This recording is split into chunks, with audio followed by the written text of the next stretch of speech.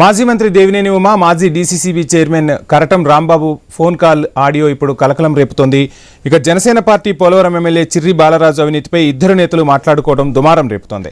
MLA Balaraju కోట్లు గడిస్తున్న విషయంపై దేవినేని ఉమా ఆరా తీశారు. అతను చాలా దారుణంగా వ్యవహరిస్తున్నాడని రాంబాబు సమాధానం చెప్పారు. లేదు రాంబాబు గారు బాగున్నారా? బాగున్నాండి. ఎక్కడున్నారు? ఏదో యూట్యూబ్ లో మీ ఎమ్మెల్యే గొప్పతనం కనపడితే మీరు గుర్తుకొచ్చారు నాకు. ఎవడో చెబుతున్నాడు సంవత్సరానికి 100 కోట్లు అంటే ఇది కేస్ స్టడీ, దేశ చరిత్రలోనే గొప్ప విషయమేనండి. అంటే ఇది మీరు అబ్జర్వ్ చేశారు లేదు, అసలు వ్యవస్థ మనం ఉన్నప్పుడు లేదండి. అలాగే ఇప్పుడు ఎమ్మెల్యేస్ అంటే రాంబాబు గారే కదా పెట్టింది రాంబాబు అని అడిగాను. కాదండి, జనరల్ గా ఎవరి వ్యవస్థ బాగోలేదండి జిల్లాలో.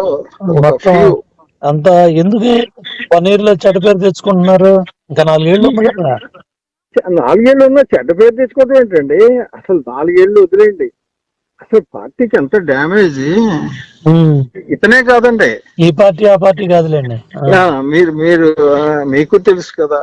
అవును, చాలా డ్యామేజ్ అండి.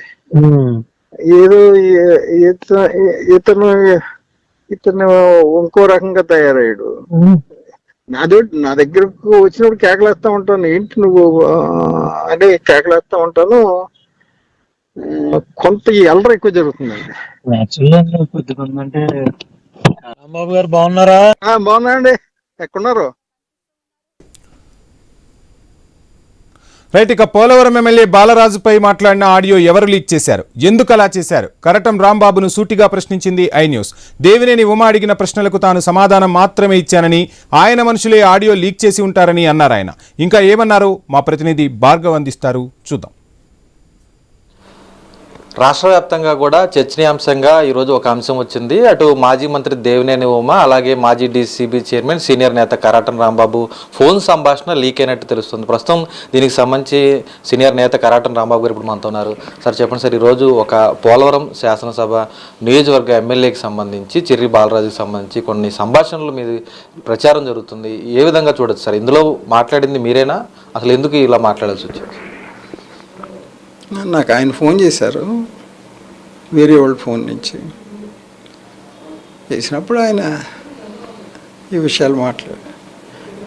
మీరు ఆయన అడిగితేనే మంచిదే, పెద్ద లీడర్ కదా, ఎక్స్ మినిస్టరు, ఇరిగేషన్ మంత్రి చేసాడు ఆయన అడిగితే మీకు కరెక్ట్ ఆన్సర్ వస్తుంది.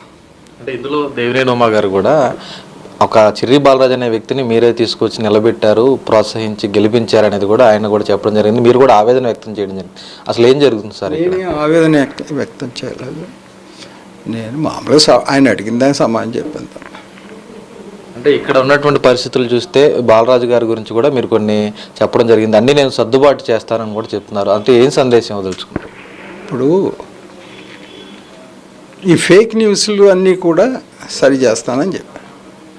ఫేక్గా జరుగుతున్నాయి ఎక్కువగా, అది సరి చేస్తాను. పర్టికులర్గా ఒక మాజీ మంత్రి ఫోన్ చేసిన సంభాషణ ఈరోజు బయటికి ఇలా ప్రచారం జరుగుతుంది. ఎలా అర్థం చేసుకోవచ్చు సార్ ఇది రాజకీయాల్లో? రాజకీయాలు అంతా సోషల్ మీడియా ఓపెనే కదా, ఏం పెద్ద సీక్రెటే ఉంది. ఆయన మాట్లాడారు, అవతల అతని మనిషే రికార్డ్ చేశాడు. అది ఎంతో కాలంగా మీరు రాజకీయాల్లో ఉన్నారు, ఎంతో మందిని రాజకీయంగా కూడా తీర్చిదిద్దారు. ఇప్పుడున్నటువంటి పరిస్థితులు రాజకీయాల్లో ఎలా అర్థం చేసుకోవచ్చు సార్? ఇప్పుడు పోలవరం నియోజకవర్గం ఒకటే కాదు, జిల్లాలో కూడా ఇబ్బందికర పరిస్థితులు ఉన్నాయన్నట్టు మీరు సంభాషణ జరిగింది. ఎలా అర్థం చేసుకోవచ్చు సార్?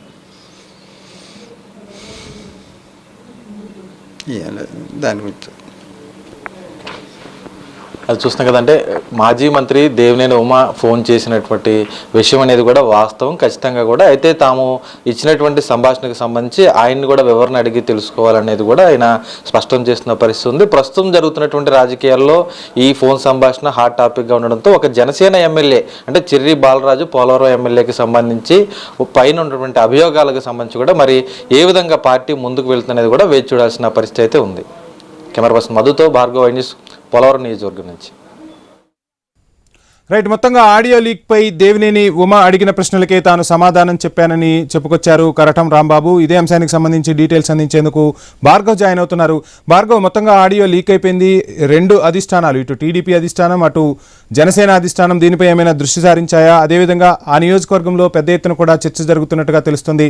దీనిపై ఎమ్మెల్యే బాలరాజు ఏమైనా స్పందించారా? డీటెయిల్స్ ఏంటి? యశ్వంశ్, అటు ఖచ్చితంగా కూడా జనసేన పార్టీలోనే కాకుండా కూటమిలో కూడా తీవ్రంగా చర్చనీయాంశంగా మారింది. అటు మాజీ మంత్రి దేవినేని ఉమా, అలాగే మాజీ DCB chairman Karatam Rambabu phone సంభాషణ. అయితే ఇది ఎలా లీక్ అయింది, ఎవరు లీక్ చేశారంటూ కూడా ఈ రోజు ఆ తర్జన భర్జన పడుతున్న నేపథ్యంలో ఖచ్చితంగా ఇది టీడీపీ శ్రేణులే లీక్ చేశారంటూ కూడా ఆ డీసీబీ మాజీ చైర్మన్ కరటం రాంబాబు దీన్ని స్పష్టం చేశారు. దేవినేని ఉమానే స్వయంగా తనకు ఫోన్ చేశారని, ఆ ఫోన్ లో మాట్లాడినటువంటి విషయాల్లో వారు అడిగిన ప్రశ్నలకే తాను సమాధానం చెప్పారని, ఇది టీడీపీ నేతల ద్వారానే లీకేజ్ అయింది అనేది కూడా ఆయన స్పష్టం చేయడం జరిగింది. అయితే దీనికి సంబంధించి అటు టీడీపీ శ్రేణులతో పాటు అటు జనసేన శ్రేణులు కూడా తీవ్రంగా చర్చనీయాంశంగా మారుస్తూ ఈ విషయం పట్ల అటు పోలవరం ఎమ్మెల్యే చిర్రి బాలరాజు అవినీతి చేశారా లేదా అనేటువంటి చర్చలను కూడా ఈ రోజు పెద్ద ఎత్తున తెర మీదకు తీసుకొస్తున్నటువంటి పరిస్థితి కూడా ఉంది. 100 కోట్ల రూపాయలు దాదాపు అవినీతి జరిగిందంటూ ప్రచారం జరుగుతుంది. ఇదెక్కడ విడ్డూరం అంటూ కూడా దేవినేని ఉమా వ్యాఖ్యలు చేయడం, అటు కరటం రాంబాబు కూడా దానికి తగ్గట్టు సమాధానం చెబుతూ అన్ని సర్ది చేస్తున్నానంటూ కూడా ఆయన సమాధానం చెప్పడంతో ప్రస్తుతం అసలు పోలవరం నియోజకవర్గంలో ఏం జరుగుతుంది అనేది కూడా ఈ రోజు అందరూ ఎదురు చూస్తున్నారు. అటు ఆ పార్టీల అధిష్టానాల దృష్టికి కూడా ఈ విషయాన్ని తీసుకువెళ్లే దిశగా అటు కూటమి నేతలు తీసుకువెళ్తున్నట్లయితే తెలుస్తుంది. అయితే ఇది కేవలం టీడీపీ శ్రేణులే ట్రోల్ చేయడంతో, ఈ ఆడియోని లీక్ చేయడంతో ఇది కుట్రపూరితంగానే జరిగి ఉండొచ్చినటువంటి అనుమానాలు జనసేన పార్టీ శ్రేణుల నుంచి కూడా వినిపిస్తున్నాయి.